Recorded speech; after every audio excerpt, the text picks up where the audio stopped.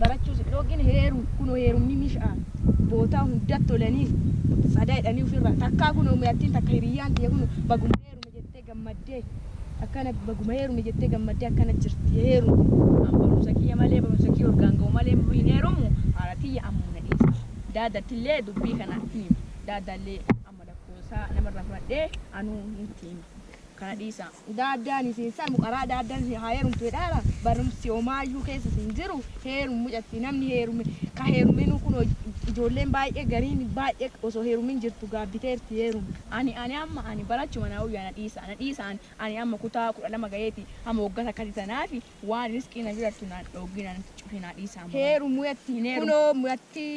muyatti warra kun ollaa saniitu heerumtee kun akkana jiraataatti maltiin sunillee heerumti jettee kun ona bilbilaan na suursaatti heerumni misheedhaar kun hiriyyaan tiyata heerumte kun dabzan ganamu ta'an taaka kun amma ijoollee walee gugurtee kun karakkateetu isintu argaara Ambe baba kana keessa heerumni mishaa heerumni atti waan jedhan gidi heerum